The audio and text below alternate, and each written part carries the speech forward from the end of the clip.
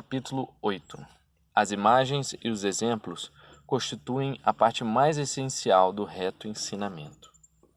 Se alguém de vós se afasta definitivamente do luxo, guardando a simplicidade, exercitar-se-á com facilidade em suportar as dificuldades involuntárias, treinando nas tribulações voluntárias e visando as perseguições, para que, quando enfrente os temores e as penalidades impostas, não se encontre despreparado para afrontar tal situação. Por essa razão, ao não ter pátria na terra, desprezamos os bens terrestres.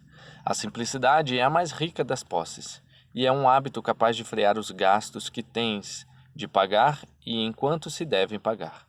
Com efeito, os gastos são os impostos.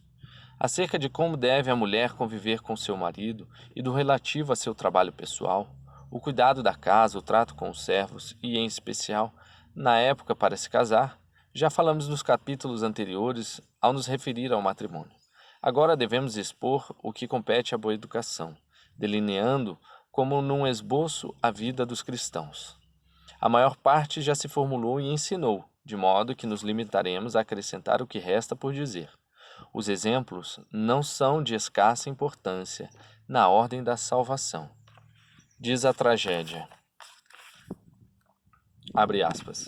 Olha, Telêmaco não matou a esposa de Odisseu, pois ela não acrescentou boda sobre boda, senão que em seu palácio a câmara nupcial permanece inviolada. Nota.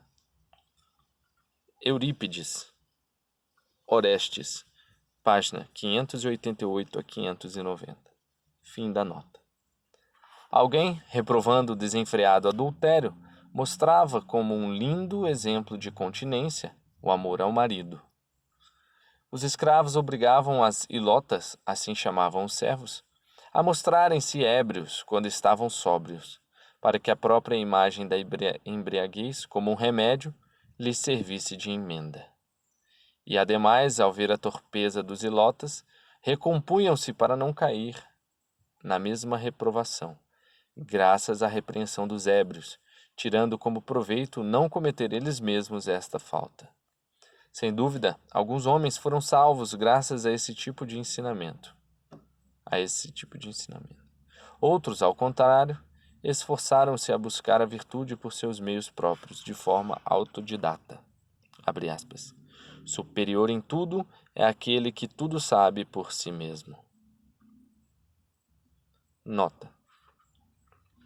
Homem excelente é quem por si mesmo tudo pensa, refletindo o que então e até o fim seja melhor. E é bom também que quem ao bom conselho obedece. Mas quem não pensa por si nem ouve o outro é atingido no ânimo. Este, pois, é homem inútil. Versos 291 a 295.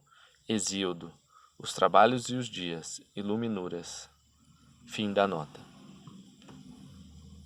Este é o caso de Abraão, o que buscou a Deus. Nobre é aquele que confia nos bons conselhos. Este é o caso dos discípulos que creram no Logos.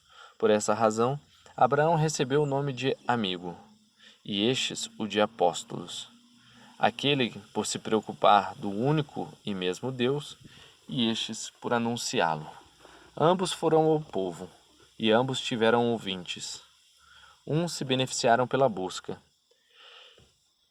e outros alcançaram a salvação por tê-la encontrado. Abre aspas. O que não entende por si mesmo, nem escuta ao outro, que se coloque bem na cabeça, é um homem inútil. Opa. Fim da nota. Há outro tipo de inútil, o povo pagão. É o povo que não segue a Cristo. Não obstante, o pedagogo, que ama os homens, dando sua ajuda de muitas maneiras, exortou, repreendeu, e quando os demais pecaram, mostrou-nos sua infâmia, dando castigo, dando-nos ao mesmo tempo luz para conduzir nossas almas e abrindo-nos com seus sapientíssimos conselhos. E ao mostrar os castigos sofridos por outros, logra com amor que nos apartemos do mal.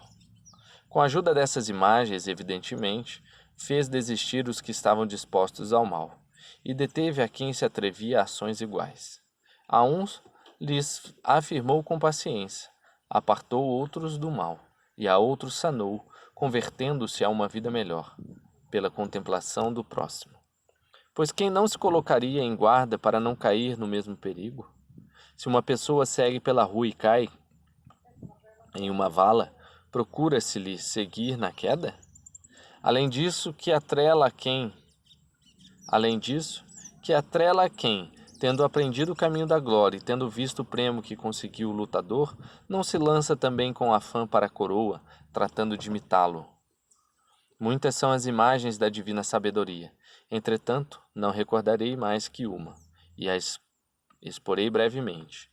O desastre dos habitantes de Sodoma nada mais foi que um castigo por seus pecados e um ensinamento para os que dele tiveram notícia. Os sodomitas, deixando-se ir à deriva pelo excessivo prazer à libertinagem, cometendo impunemente atos de adultério e transtornados apaixonadamente pela pederastia, foram vistos pelo Logos que tudo vê. A quem não passa inadvertido quem comete atos ímpios, nem sentinela vigilante da humanidade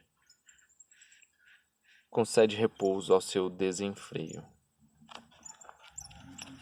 Afastando-nos da imitação daqueles que não têm qualquer virtude, guiando-nos com seus ensinamentos para a moderação, infligindo um castigo aos pecadores, para que a impunidade do desenfreio não transborde, decretou que Sodoma fosse consumida pelas chamas. Vertendo um pouco daquele prudente fogo sobre o desenfreio, para evitar que sua libertinagem ficasse impune, abriu suas grandes portas aos que se deixam levar pela moleza.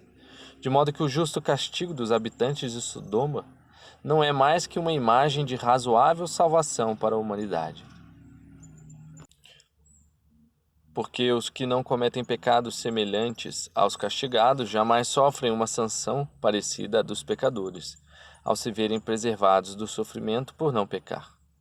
Diz a Epístola de Judas, abre aspas, quisera trazer-vos à memória, embora saibais todas essas coisas. O Senhor, depois de ter salvo o povo da terra do Egito, fez em seguida perecerem os incrédulos. Os anjos que não tinham guardado a dignidade de sua classe, mas abandonado seus tronos, ele os guardou com laços eternos nas trevas, para o julgamento do grande dia. Confira Judas, Epístola de Judas, capítulo 1, versículos 5 a 6. E pouco depois mostra de forma didática as imagens dos que são julgados, abre aspas. Ai deles, porque andaram pelo caminho de Caim, e por amor do lucro caíram no erro de Balaão, e pereceram na revolta de Coré. Fecha aspas. Confira Epístola de Judas, capítulo 1, versículo 11. Com efeito, o temor de se tornar insolente preserva a quem não pode exibir o caráter de adoração.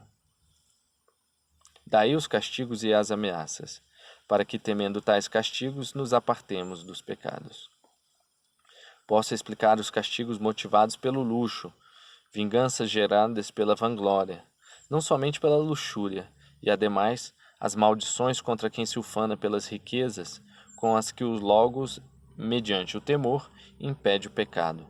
Não obstante, em seu afã de poupar a extensão de minha dissertação, exporei outros preceitos do pedagogo para que guardes de suas ameaças.